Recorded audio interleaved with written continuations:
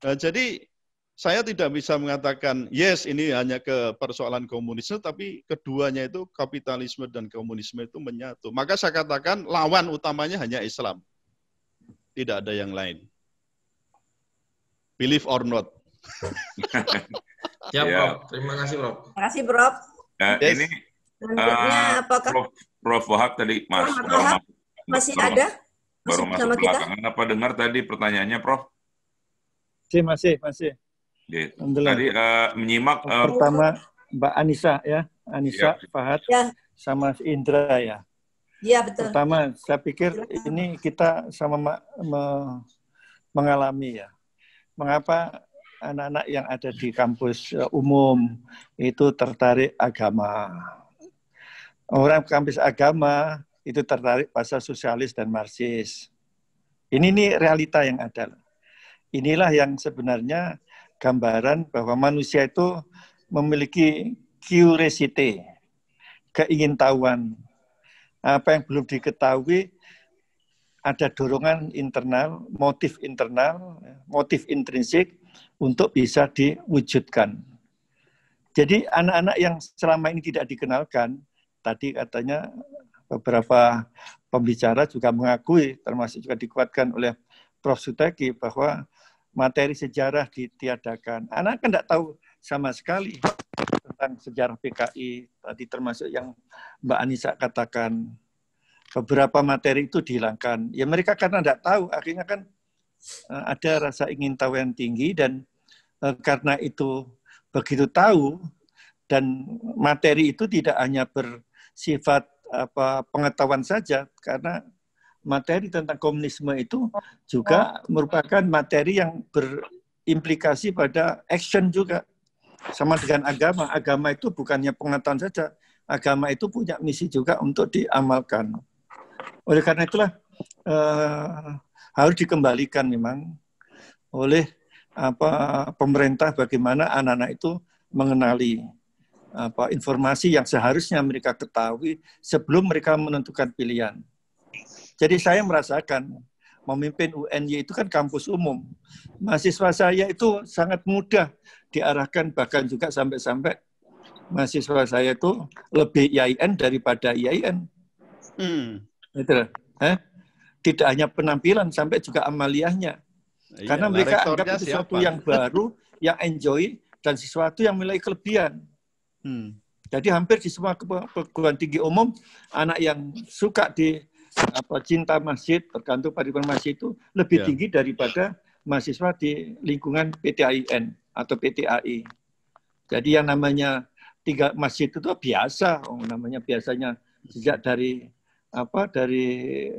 madrasah sampai ke aliyah sudah kenal agama udah lama. Jadi kan mereka ingin juga variasi bagaimana mengenal sosialisme, marxisme dan sebagainya. Demikian pula yang mereka sejak dari SD sampai SMA kurang mengenal agama, begitu pada saat mereka membutuhkan itu, dapat materi itu, senang sekali mereka. Dan bangga kalau dia aktif di masjid, baik itu yang ada di masjid kampus maupun di sekitarnya. Nah ini adalah salah satu bagian dari psikologi pendidikan, psikologi agama. Oleh karena itulah bagus sekali kalau orang tua itu bisa mendidik sejak dari awal. Tapi kan prakteknya, mohon maaf Mbak Anissa, sekarang ini tidak cukup laki-laki saja yang bekerja. Sekarang ini baru cukup untuk menghidupi keluarga kalau suami istri itu bekerja. Jadi tidak bisa kita tunjukkan orang yang idealis seperti zaman tahun 90-an, 80-an, masih cukup lah. Kalau suaminya itu saja yang bekerja, terus istrinya di rumah saja. Sekarang ini dua-duanya kerja. Nah kalau suaminya kerja, dari pagi sampai sore, mau mengharapkan anaknya dapat pendidikan yang cukup, apa mungkin? Gitu. Apalagi di Jakarta, berangkat habis subuh, pulangnya nanti sampai jam 7, jam 8 baru pulang. Apa mungkin itu? Tahu sampai rumah capek. Nah inilah akhirnya orang memperhitungkan bagaimana anak itu jangan sampai kehilangan momentum, anak itu diserahkanlah pada pendidikan yang betul-betul baik. Jadi bukan berarti tidak mampu mengatasi atau memenuhi kebutuhan anak, tapi menyelamatkan masa-masa peka itu sangat diperlukan oleh orang tua. Di sini dibutuhkan sikap yang bijak dari orang tua untuk itu. Jadi tidak lagi terlalu percaya diri, overconfident. Wah, saya itu sudah lulusan perguruan tinggi yang sudah tidak hanya S1 saja, S3, istri saya S3, belum tentu. Nah, apalagi udah S3, sudah banyak proyeknya, tidak lagi kebagian itu anak-anak itu. Ini yang penting semuanya bisa direbuk bareng-bareng, yang akhirnya tertuju pada pencapai kebahagiaan bersama. Jangan sampai orang tuanya bahagia, anaknya menjadi korban, demikian pula sebaliknya. Nah, selanjutnya saya kira memang penting. Saya dulu itu ikut mengembangkan yang Undang-Undang Sidiknas tahun 2003. Masih awal-awalnya ada sekolah internasional. Pak Indra Jati waktu itu yang sebagai Dirjen Dikdasmen sangat memesankan itu. Silahkan membuka sekolah internasional di Indonesia. Mulanya di Jakarta, akhirnya di Surabaya, di kota-kota besar yang lainnya, apakah di Ujung Pandang atau di Medan, yang terutama yang ada atase atau ada konjen-konjen yang dari negara-negara besar itu. Kan ada paling tidak orang tua yang background dari luar dan nanti akan kembali. Silakan membuka itu. Tapi lama-lama ya orang Indonesia kan yang keluar kan tidak 1-2, akhirnya kan banyak yang sekolahnya S2, S3 di luar, pulang, mereka itu juga membutuhkan tempat pendidikan kelanjutan anaknya. Nah, satu-satunya jalan kan di sekolah internasional itu. Nah, tapi apakah itu yang dari luar maupun dari dalam, ada persyaratan supaya tidak isolated, supaya tidak autistik, ya. Anak-anak itu juga tidak hanya sekolah sesuai dengan kepentingan dari mana mereka berasal. Mereka kan dalam keseharian kan bertemu dengan masyarakat sekitarnya. Jadi kalau dikenalkan, dan ini semacam wajib, jadi supaya tidak menjadi orang yang kesepian di negara di mana mereka berada. Kan bukan hanya satu bangsa dan dua bangsa saja, hampir semua. Kalau pernah tinggal di mana, itu senang sekali kalau dapat pengayaan untuk menguasai bahasa di mana orang tuanya tugas itu. Tentu saja, bukan soal bahasa saja, tapi yang tidak kalah penting kan soal budaya juga. Karena ini soal manusia, supaya kita ini tidak hanya berpikir materi saja. Human being harus menjadi perhatian kita. Jadi butuh kemanusiaan. Jangan sampai seperti orang Jepang. Mohon maaf, Jepang itu ipteknya sangat advance, tapi mengapa masih banyak orang bunuh diri? Karena humanioranya nggak tersentuh. Itulah yang dirasakan lack of something bagi Japan citizen. Jadi mereka sangat membutuhkan apa yang dirasakan oleh Indonesia. Jadi jangan sampai inferior. Kita bangsa Indonesia ini tidak memiliki kelebihan daripada yang lainnya. Daripada Jepang, kita dari sisi humaniora lebih tinggi. Ya. Nah, manusia itu kan ujung-ujungnya kan unsur kemanusiaan yang kita tunjukkan. Sama dengan sekarang ada RI, Revolusi Industri 4.0. Itu kan manusia untuk teknologi. Makanya Jepang mengoreksi dengan Society 5.0 adalah teknologi untuk manusia. Jadi jangan sampai dibalik. Nah, dengan begitu, dalam mengimplementasikan teknologi itu jangan sampai kita justru menjadi tergantung pada teknologi, tapi teknologi harus bergantung pada diperuntukkan untuk manusia. Ini penting sekali. Nah, demikian pula tadi sudah disinggung soal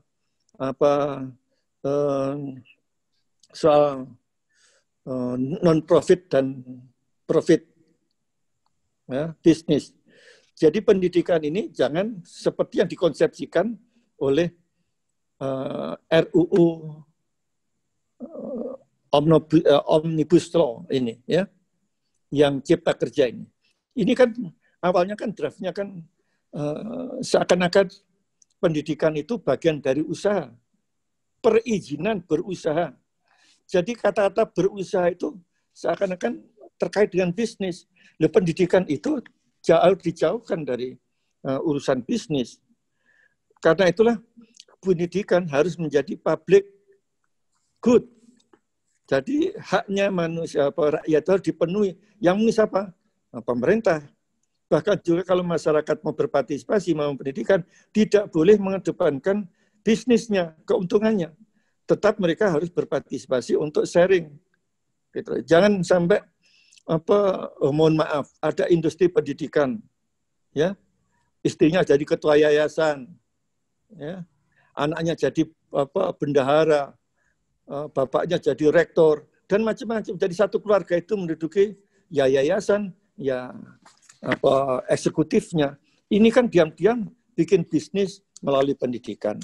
Ya ini sebenarnya sudah dilarang oleh undang-undang yayasan. Harus dibedakan antara penyelenggara pemilik yayasan dengan pelaku kegiatan apa yang melindungi yayasan itu. Dan Mas Indra, jadi saya kira ini tadi terkait dengan soal good citizen. Jadi ini kan kebutuhan kita. Jadi kita apapun bukan kepentingan pemerintah, tapi kita sebagai warga negara harus jadi warga negara yang baik. Menjadi warga yang baik berarti kita juga harus punya akhlak, punya budi pekerti yang baik. Dan itu tentu yang punya kontribusi banyak adalah pendidikan agama atau pendidikan moral atau budi pekerti.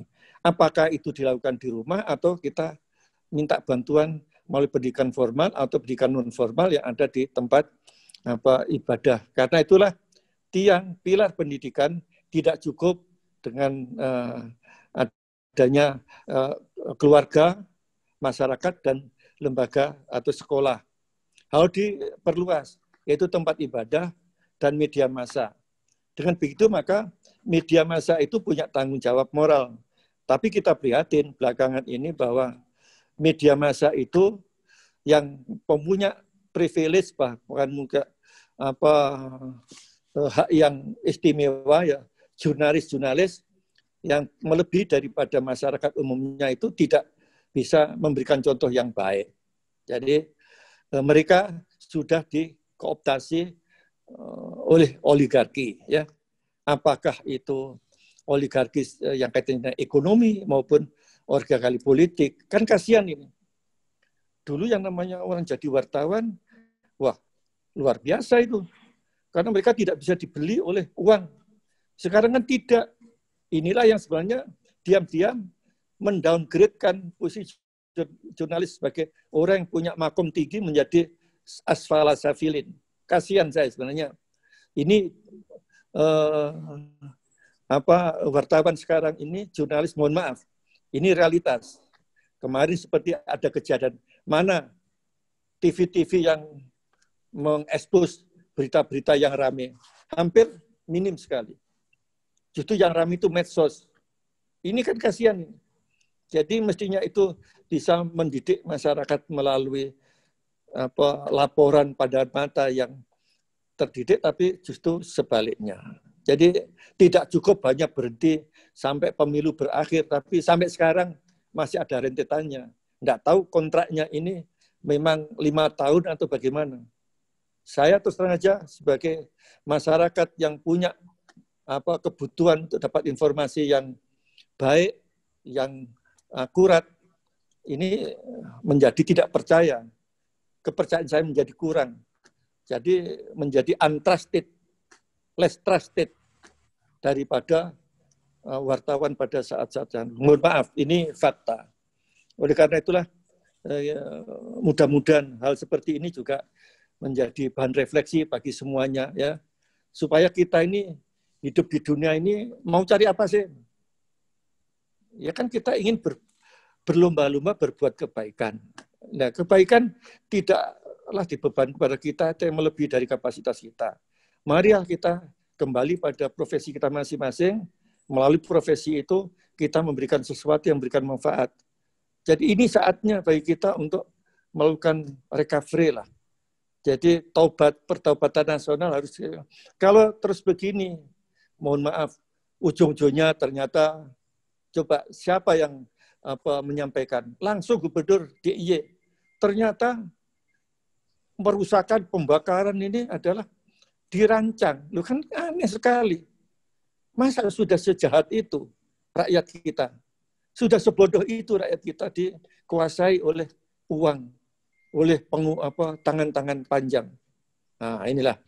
Jadi mudah-mudahanlah FTA ini walaupun adanya anggotanya itu berserakan tapi tidak membuang waktunya dengan cuma-cuma.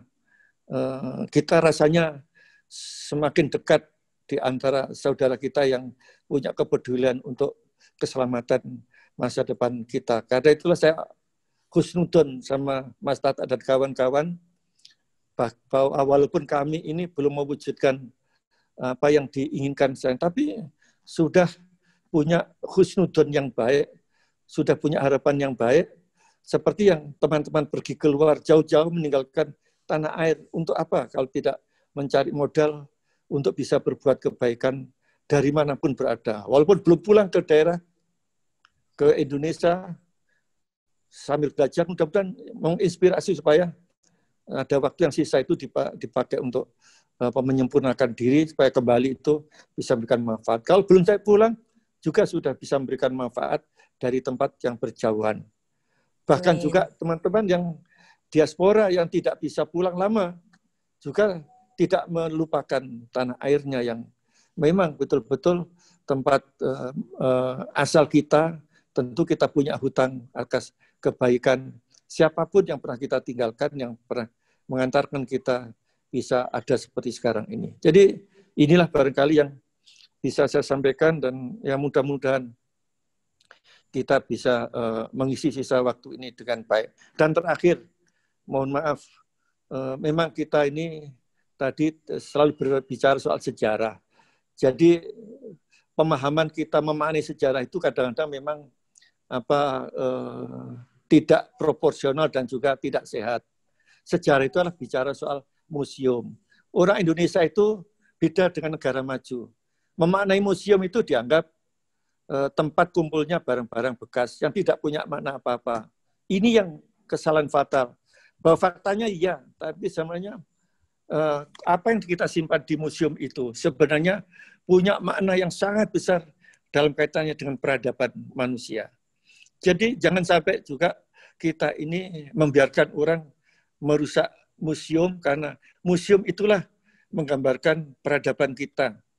Dan kita tidak biasa di Indonesia itu mendorong berdirinya museum terus dijaga dengan baik, dan kita support dengan biaya yang cukup.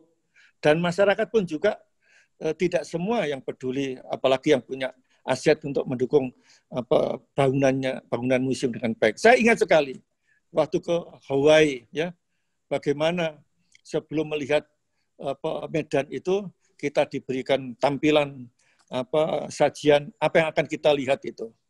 Jadi kita diputarkan CD-nya supaya kita itu tidak hanya sekedar foto-fotoan rame-rame, tapi menghayati. Bayangkan bagaimana dulu yang kita datangi itu bisa berharga, bisa bermakna bagi kita. Karena itu ada satu kata yang penting, yaitu to honor, ya menghargai. Nah, orang Indonesia itu miskin sekali dan katakanlah kikir sekali untuk menghargai orang. Satu pelajaran yang saya dapatkan dari luar adalah respect dan to honor orang lain itu sesuatu karakter yang harus menjadi kebutuhan kita semua. Sehingga dengan begitu kita tidak sembarangan pada orang lain. Kita selalu lebih menonjolkan kepada orang yang menghargai daripada menghina atau mengolok-olok. Karena itu sebenarnya termasuk juga verbal abuse. Dan itu saya dapatkan dari Amerika. Verbal abuse itu sama dengan ajaran di Islam. Bagaimana kita tidak boleh mengolok-olok orang lain. karena orang lain yang kita olok jauh lebih baik daripada kita. Saya kira ini penting untuk menjadi catatan kita semua. Saya kira cukup panjang lebar dan masih banyak. Masih banyak yang mau bertanya. Masih ada waktu untuk Prof. Sotedi dan Prof. Wahab. Kalau masih ada waktu, masih ada yang raise hand. Monggo, silakan aja. Saya masih mau tanya. Bagaimana? Terima kasih. Siap. Ya, silakan. 20 menit untuk tanya dan jawab. Saya mohon untuk yang bertanya, tanyakan singkat dan padat, ya, karena waktunya sudah malam. 2 pertanyaan, mungkin hanya 2 orang, mohon maaf yang lainnya. Untuk Pak Asni dan Pak Muslih. Asni, monggo silakan duluan. Ya, terima kasih. Terima kasih Bapak-Bapak, Ibu-Ibu. Assalamualaikum warahmatullahi wabarakatuh. Waalaikumsalam warahmatullahi wabarakatuh. Dari mana Pak Asni? Saya Pak Asni Abdurrahman dari Surabaya, Pak. Saya dari komite kami Jawa Timur. Wah, Masya Allah. Salam kenal Pak Asni. Siap, alhamdulillah. Kebetulan saya ini memang purnawirawan anggota Polri, tetapi saya di Polri saya sebagai alumni IAIN. Di Polri sebagai Polri garis lurus ya Pak. Alhamdulillah, insya Allah jadi pejuang dan pahlawan mati syahid. Amin. Amin. Dilanjut, Pak. Begini Pak, jadi persoalan bangsa kita ini sebenarnya keadaan bangsa kita saat ini memang tidak bisa dilepaskan kaitannya dengan hasil reformasi yang menurut saya reformasi itu sudah kebablasan. Jadi memang bandul sejarah kita yang tadinya ke kiri, Orde Lama, Orde Baru agak ke kanan, kemudian reformasi memang akhirnya memang seolah-olah memadukan, tetapi ke ujung-ujung sekarang ini memang ada kecenderungan mulai membuka diri terhadap aliran-aliran kiri, yaitu aliran komunis, liberal dan sebagainya. Komunis dan Marxis ya. Jadi persoalan kita sebenarnya seperti yang dinyatakan oleh PBNU masa Gus Dur, bahwa ideologi Pancasila itu sudah final. Seharusnya Pancasila itu harus menjadi acuan ideologi yang tidak boleh diutak-atik lagi. Jadi semuanya harus dikembalikan kepada nilai-nilai Pancasila. Jadi moral Pancasila, demokrasi Pancasila, nasionalisme Pancasila, sosialisme boleh, tapi sosialisme Pancasila, kedaulatan Pancasila, dan itu seharusnya seperti itu. Saya kebetulan waktu masih dinas dulu bergerak di bidang pembinaan mental. Ada paling tidak ada mental itu kalau kita lihat sebenarnya. Mental itu di paling dasar adalah mental spiritual. Itulah mental spiritual itu sebenarnya yang ada di dalam nilai-nilai Pancasila selain sebagai sebagai mental ideologi. Kenapa? Karena di dalam Pancasila itu ada nilai-nilai universal. Nilai-nilai universal yang sebenarnya nilai-nilai universal yang dimiliki oleh hampir semua agama.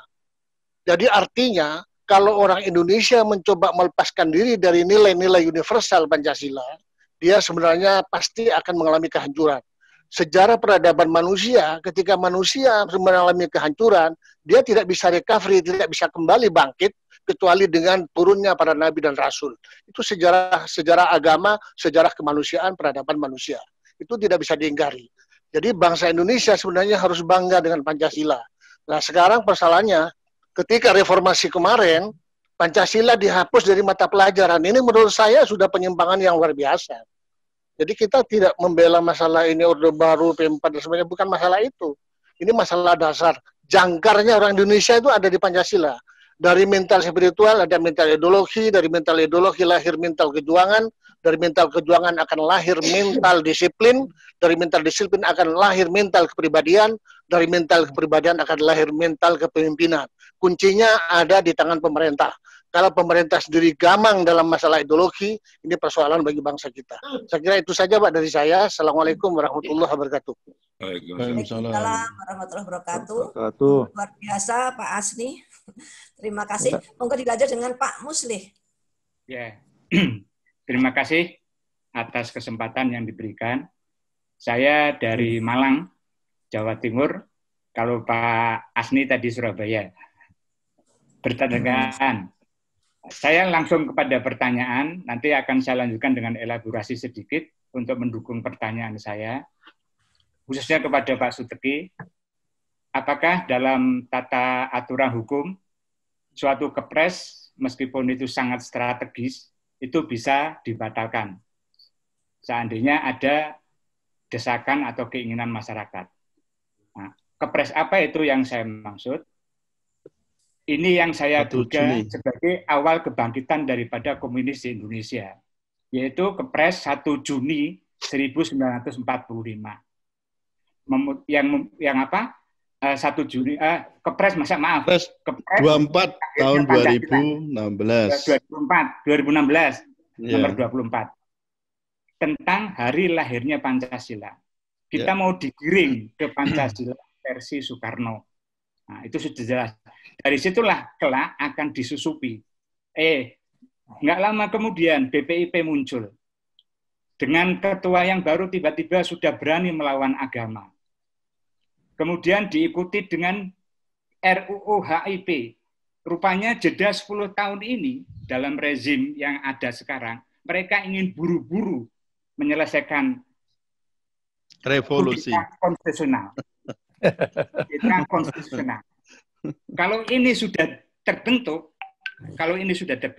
maka dengan mudahlah katakanlah tadi komunis sudah tidak berlaku, sudah bangkrut dan sebagainya, tapi itu bermetamorfose menjadi Pancasila versi mereka. Nah, ini yang kita khawatirkan. Jadi pertanyaan saya tadi, apakah bisa dibatalkan? Sekarang sedang RUHP katanya sudah berganti menjadi BPIP. Itu sama saja substansinya. Tidak ada apa? Tidak ganti tetapi tambah, Pak. Jadi ada 2. Ya, ada 2 ya. Ada 2. HIP dan BPIP ya. Yes. Itu tetap. Nah, ini jalan-jalan menuju kepada kebangkitan komunis dengan warna lain, dengan bulu lain, dengan cara-cara lain. Tetap. Nah, satu-satunya musuh adalah memang Islam. Saya setuju dengan Pak Suteki. Apapun namanya komunis sekarang sudah menjadi kapitalisme yang otoritas. Yang otoritas. Ada diktator kapitalisme. Sekarang Amerika diktator demokratis. Nah, dua-duanya juga musuh Islam. Jadi sekarang itu cuma ada 2 ideologi, non-Islam dan Islam. Nah, saya kira itu, Pak. Nah, Islam kebetulan musuh Pancasila itu searah dengan musuh Islam.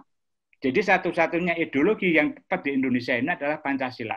Dan Pancasila ini kalau bisa adalah tetap kita pertahankan untuk mengimplementasikan nilai-nilai keislaman dalam melawan kapitalisme diktator maupun kapitalisme demokratis. Saya kira itu, Pak. Monggo Pak Suteki terutama ini yang bisa menjawab masalah ini, kepres bisa di. Yes. Mbak Iskun ini kita habis ini kan ada closing statement ya. Ini masih ada 2 petanya. Jadi kita cukupkan aja sini ya, penanya yang lain kita kasih ke tempat yang lain atau bagaimana? Next week. Next week. Ini Pak Kris tadi sudah bertanya. Ini Pak Kris sudah bertanya. Jadi mungkin Pak Kris mungkin lain kali. Ini ada Ibu Suti Hudaimah aja mungkin ya. Kita kasih kesempatan. Jadi nanti jawabannya juga mungkin singkat-singkat aja, Prof. Boleh ya, Mbak Iskun? Ya. Boleh silakan. Monggo. Oke, Mbak Siti Hudaimah silakan. Baik, Pak, terima kasih. Assalamualaikum warahmatullahi wabarakatuh. Waalaikumsalam warahmatullahi wabarakatuh. Untuk Prof. Suteki dengan narasumber Prof. Wahab. Iya, dengan Prof. Pada kesempatan ini kebetulan dari mana? Saya dari Jakarta. Kebetulan saya adalah guru sejarah di SMK swasta. Sebelumnya saya juga mengajar di SMA. Nah, pada kesempatan ini saya pun juga ingin menyampaikan hal-hal yang memang perlu kita kaji dan perlu kita ketahui, bahwa antara apa yang disampaikan Pak Menteri Pendidikan itu mendapat sanggahan dari kami. Kebetulan saya juga sebagai anggota dari Asosiasi Guru Sejarah Indonesia. Nah, pada kesempatan itu pun juga Ketua Asosiasi Guru Sejarah Indonesia sudah melayangkan sanggahan terhadap apa yang disampaikan oleh Pak Menteri Pendidikan. Nah, jadi pada kenyataannya memang pendidikan sejarah di SMK itu sejak tahun 2018 itu hanya ada di kelas 10 saja dan jumlah jamnya hanya 3 jam. Kemudian yang sebelumnya itu kelas 10, 11, dan 12 masing-masing 2 jam pelajaran. Kemudian juga di SMA itu sekarang hanya kurikulum yang disederhanakan ini untuk wajib hanya kelas 10, sementara kelas 11 dan kelas 12 itu nanti dijadikan sebagai kelompok peminatan, bukan wajib lagi. Jadi kalau siswa itu berminat, dia ambil sejarah, pelajaran sejarah. Kalau dia tidak berminat, tidak mengambil pelajaran sejarah. Nah, kemudian SKS, jamnya berapa? Jamnya ya. Yang 10 berapa SMA itu? Yang semester 10. Kalau yang SMA itu semester 10 sebentar. Oh, kelas 10. Kelas 10 itu kalau saya tidak, kebetulan saya ajar SMK ya, Prof ya. Kalau nggak salah itu sekitar 2 atau 4 jam lah gitu, Prof. Kayaknya saya tahu kalau yang pilihan itu atau peminatan itu 4 jam, kalau yang wajib hanya 2 jam saja. Nah, kemudian juga dalam hal ini, memang ini yang disampaikan Pak Menteri itu masih berupa draft. Tapi kan kami dari aksi itu memberikan respon dalam hal ini sebelum itu disahkan. Jadi kami sudah mengambil secara preventifnya gitu, Prof. Nah, jadi dalam hal ini bagaimanapun juga kita akan menerapkan nilai-nilai kejuangan, menunjukkan generasi penerus itu memiliki dan mengetahui jati diri bangsanya. Kalau materi pelajaran sejarah pun juga di jenjang-jenjang pendidikan sekolah itu sudah mulai dikurangi. Memang Pak Menteri menyampaikan tidak dihapuskan, tapi itu sudah mulai ada pengurangan-pengurangan. Nah, jadi dalam hal ini bagaimana tanggapan dari para narasumber saat ini? Bagaimana kami pun juga kan selalu diarahkan, ini bagaimana sih ini guru sejarahnya ngajar di sekolah sampai sekarang ini generasi mudanya dasar negaranya, ideologinya aja sudah mulai terkikis. Karena kami pun juga dengan kurikulum yang yang disederhanakan, dengan materi yang harus disampaikan, itu waktunya pun juga saya rasa sudah tidak cukup lagi. Sementara untuk jenjang SMK itu mereka lebih diarahkan kepada pendidikan vokasi dibandingkan dengan pelajaran yang lainnya. Terima kasih, Prof. Terima kasih. Assalamualaikum warahmatullahi wabarakatuh. Waalaikumsalam warahmatullahi wabarakatuh. Monggo, Prof. Rahmat Wahab, saya persilahkan lebih dulu. Terima kasih, Bu Dikun. Untuk Pak Asmi, terima kasih untuk pengayaannya dan penguatannya. Saya pikir penting sekali dan ini mengingatkan kita bagaimana kita membaca Pancasila itu. Jadi sehingga Pancasila itu kan sebenarnya kan core-nya itu kan pada sila pertama, ketuhanan Yang Maha Esa. Sebenarnya tadi dengan bahasa frasenya itu adalah mental spiritual. Itulah yang mendasari pada sila kedua, ketiga, keempat, sampai kelima. Sehingga semuanya memiliki nilai spiritual, bukan hanya sila pertama saja. Jika itu kita bisa implementasikan dalam kehidupan sehari-hari, dan juga kehidupan berbangsa, saya pikir memiliki nilai tambah yang sangat berarti bagi kehidupan kita, baik sebagai pribadi maupun sebagai warga negara. Jadi saya pikir itu bukan hanya harus diklaim untuk kepentingan pimpinan saja, tapi semua warga negara tentu sesuai dengan posisinya masing-masing diharapkan bisa mengimplementasikan. Terus terang saja, sekarang ini kan hanya slogan ya, BPIP, saya tidak tahu karyanya apa gitu loh.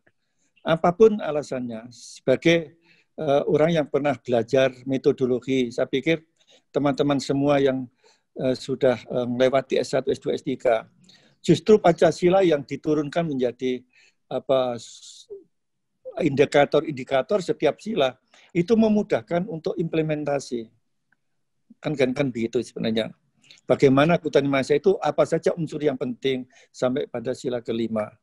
Jadi sama saja kalau kita mengembangkan suatu instrumen, ya, kan kita perlu membangun konstruk, terus indikatornya apa, dan itu kan memudahkan untuk kita mengukur seberapa kita itu sudah menunjukkan perilaku yang Pancasilais dan sebagainya.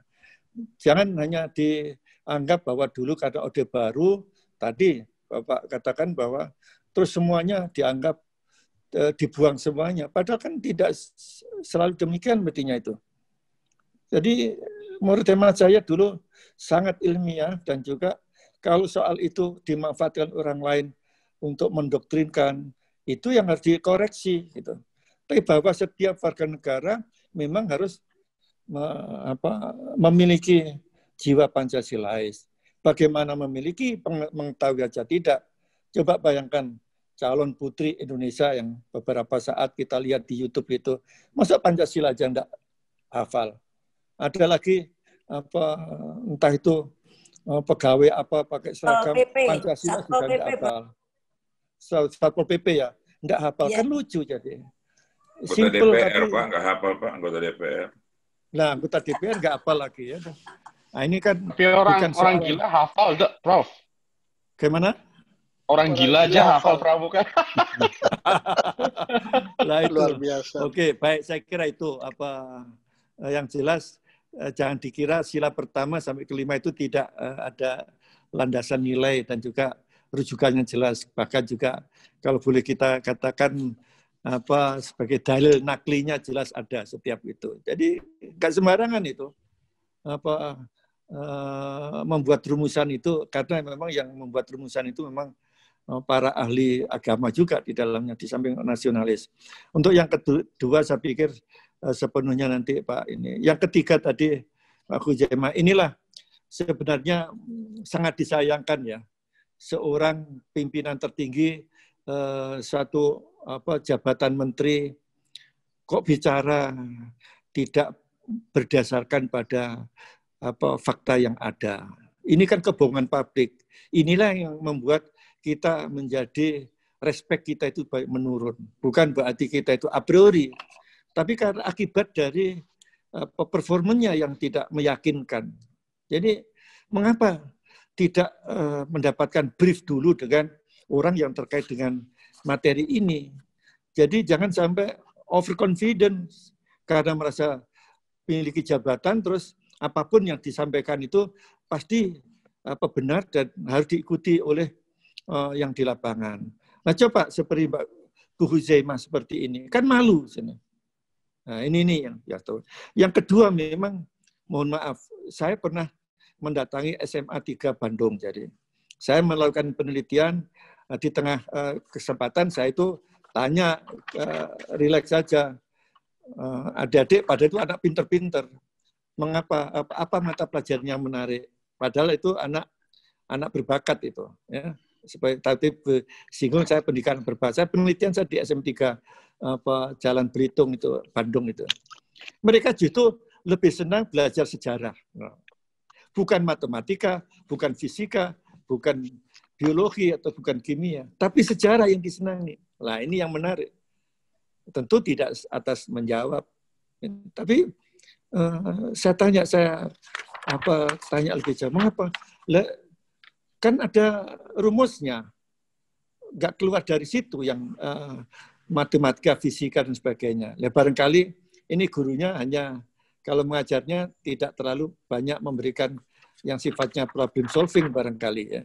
Tapi justru guru sejarah yang sangat menarik, tidak hanya mengajarkan tahun dan tempat, tapi justru problematika apa yang terjadi pada saat lalu dianalisis dan juga dikaitkan dengan masalah yang sifatnya futurologis. Jadi itu jauh lebih menantang. Karena itulah sejarah itu baru bermakna kalau materinya tidak semata-mata yang sifatnya itu menyampaikan atau transfer of information, tapi juga transfer of values, transfer of principle. Ini yang harus dikedepankan, sehingga sejarah bukan materi yang tidak punya makna, tapi justru yang sangat berarti bagi kehidupan. Apalagi cara pembelajarannya itu lebih mendapat pada problem-based instruction, problem-based learning. Ini jauh lebih bagus lagi. Jadi anak menjadi terlibat betul dalam proses yang joyful learning itu dengan asiknya tanpa mengalami kebosanan. Sehingga sejarah jangan dianggap sebagai sesuatu yang masa lalu, tapi sejarah itu adalah belajar peradaban, dan itu sangat dibutuhkan oleh manusia pada saatnya dan pada saat kapan mereka akan memasuki pada era berikutnya. Jadi kalau ada pengurangan memang ini sangat disayangkan. Jadi jangan dianggap sejarah itu sesuatu yang tidak, karena itu menyangkut soal kemanusiaan.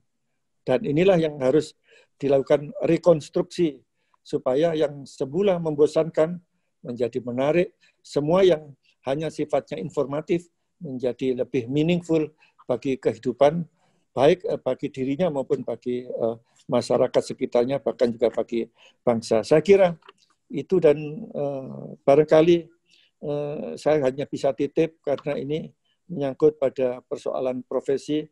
Ya, Bu Huzaimah, mungkin melalui profesi Ikatan Guru-Guru Sejarah, barangkali penting untuk secara kolektif membuat semacam maklumat atau apa yang bisa diberikan masukan kepada siapapun, nanti ditembuskan pada siapa yang dianggap bisa ikut membantu mengoreksi apa yang sebenarnya yang terjadi dan seharusnya itu bisa dilakukan.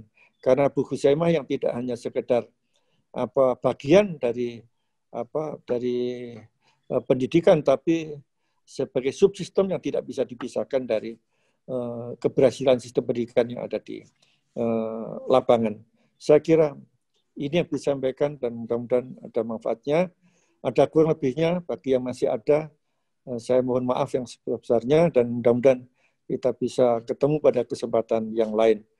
Wal muwaffiq ila aqwamit thoriq. Wassalamualaikum warahmatullahi wabarakatuh. Waalaikumsalam warahmatullahi wabarakatuh.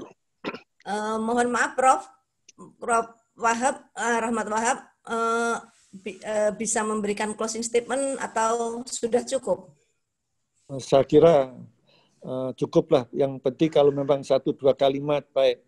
Saya kira kita belajar pendidikan ini bukan lagi persoalan transfer knowledge, tapi kita bahwa pendidikan adalah investasi peradaban.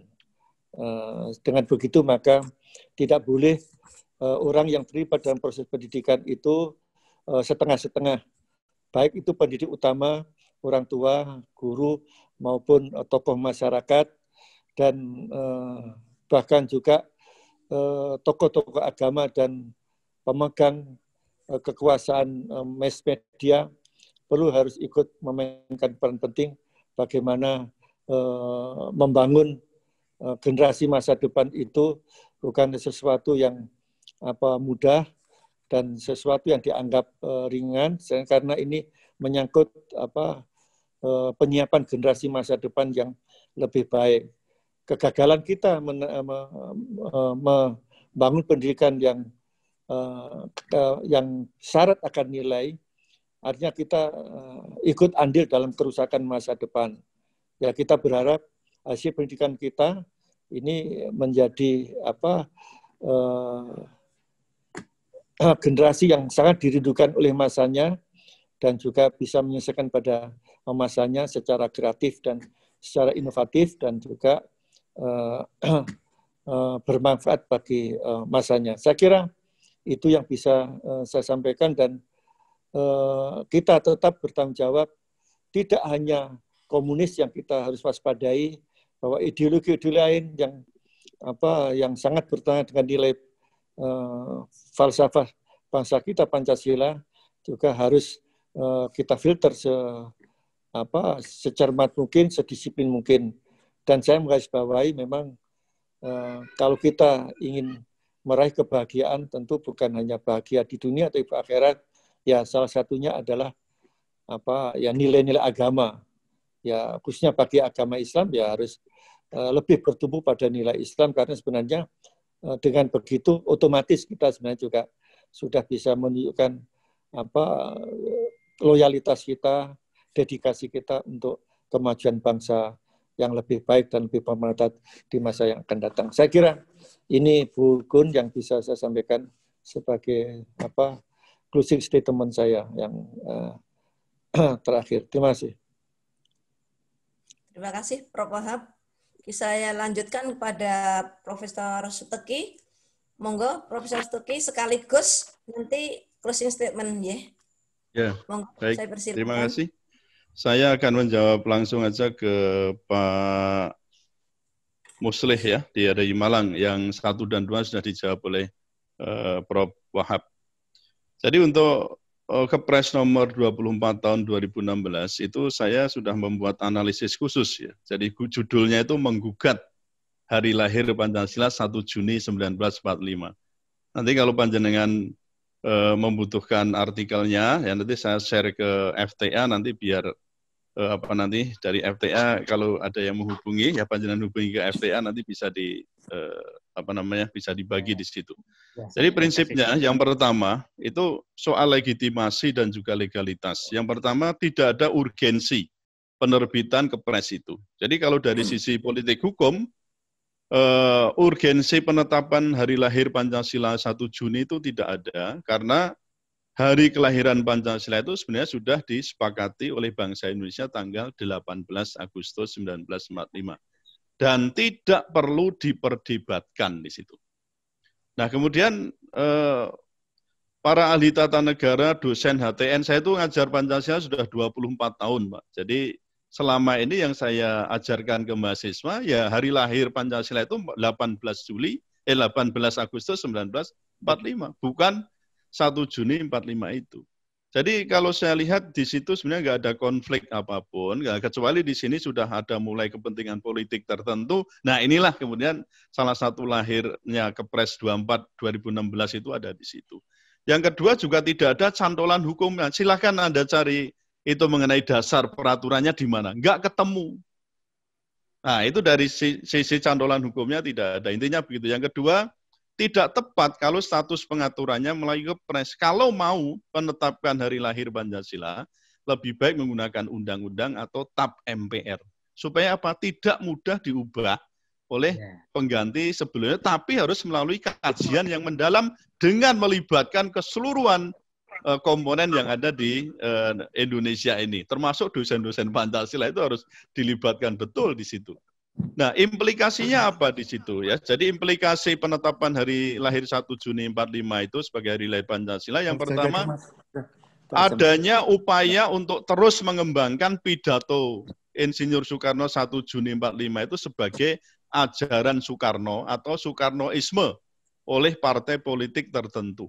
Nah, bahkan menjadikan sebagai visi partai ya, plus upaya pemerasan Pancasila menjadi Trisila dan Ekasila. Lalu yang kedua, ada pergeseran urat tunggang atau tiang turus. Nah, itu menyebutnya ya. Pancasila itu dari ketuhanan yang Maha Esa, ya ini mesti karakter kita religius, menjadi gotong royong.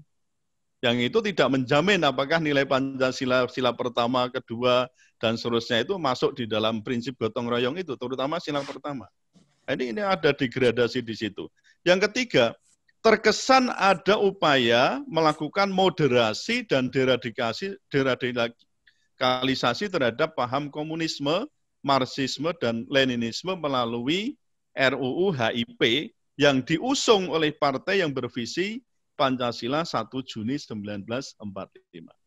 Nah, itu yang keempat terakhir itu melalui penetapan hari lahir 1 Juni 45 itu kita juga menangkap kesan bahwa Pancasila lebih dikembangkan sebagai ideologi negara dibandingkan sebagai dasar negara. Ini akibatnya apa?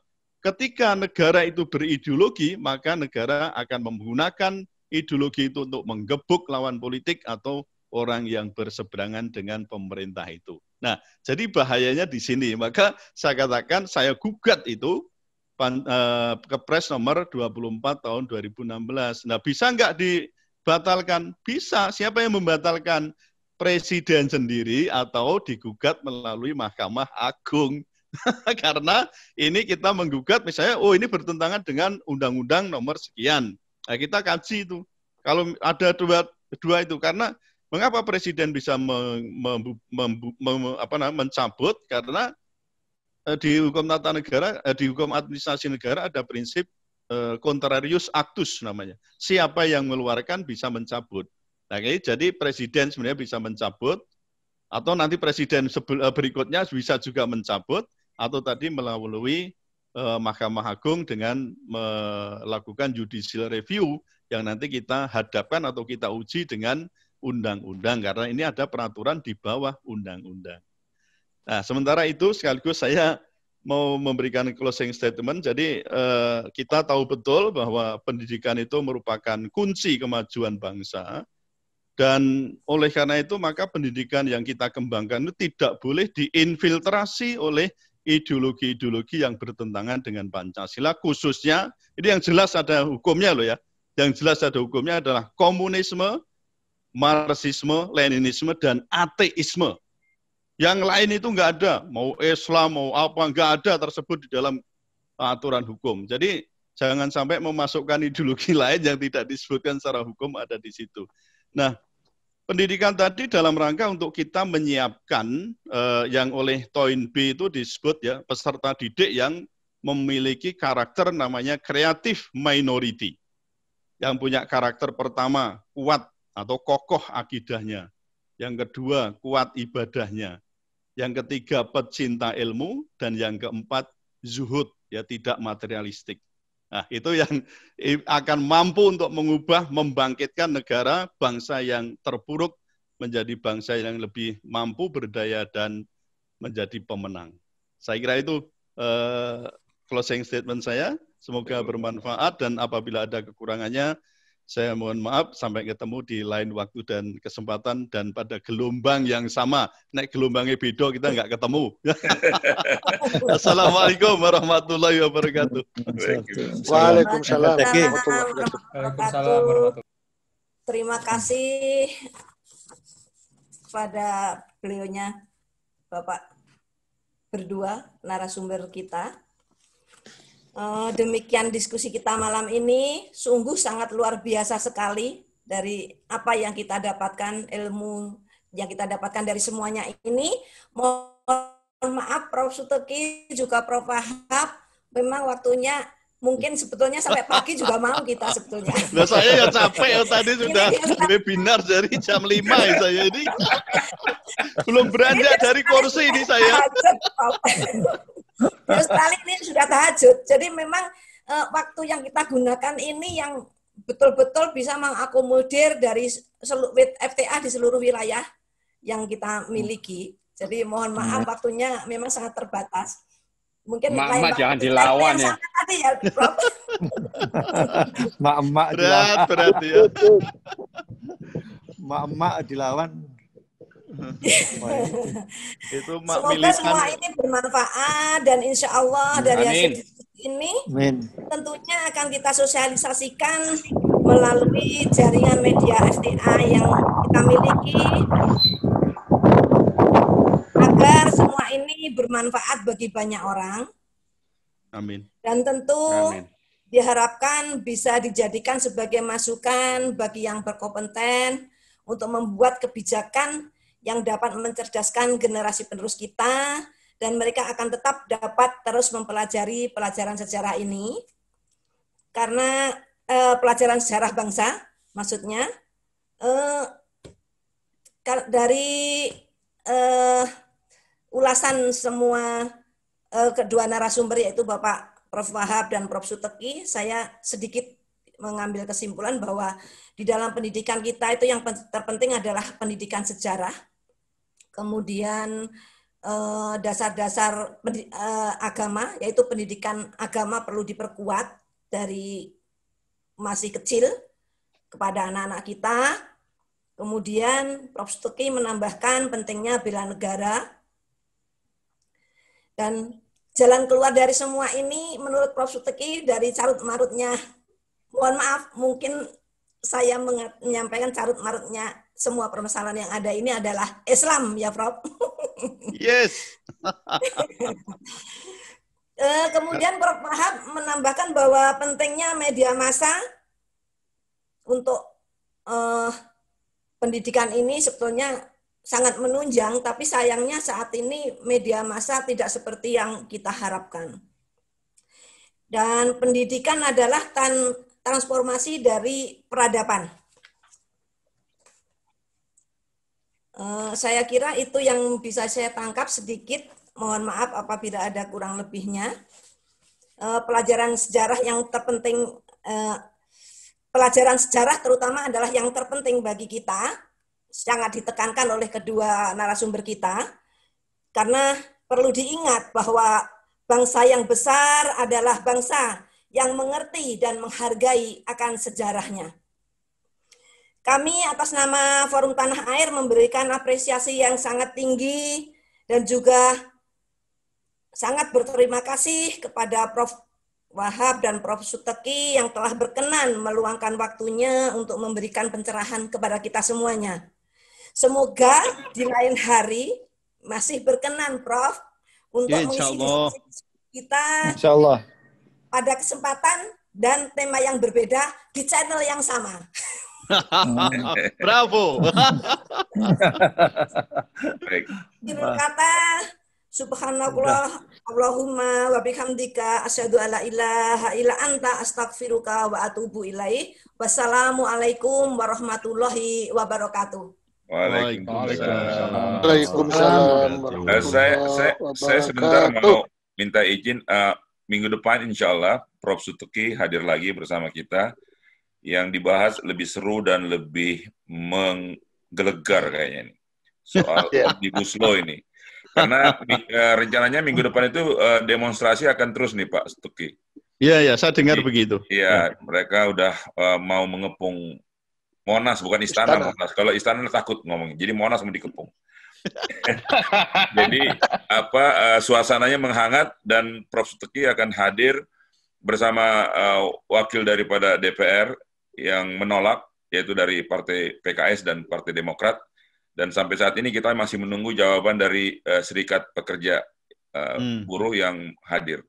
Jadi insya Allah minggu depan, teman-teman, sahabat-sahabat semuanya, kita ketemu lagi sama Pak Suteki dalam tema yang lebih ganas ini. Lebih ganas. Baik, terima kasih semuanya, Pak Wahab, Pak Suteki. Terima kasih. Selamat istirahat, Pak. Semuanya. Ya, baik, terima kasih. Terima kasih, Pak. Iya, Prof. Sampai ketemu, Prof.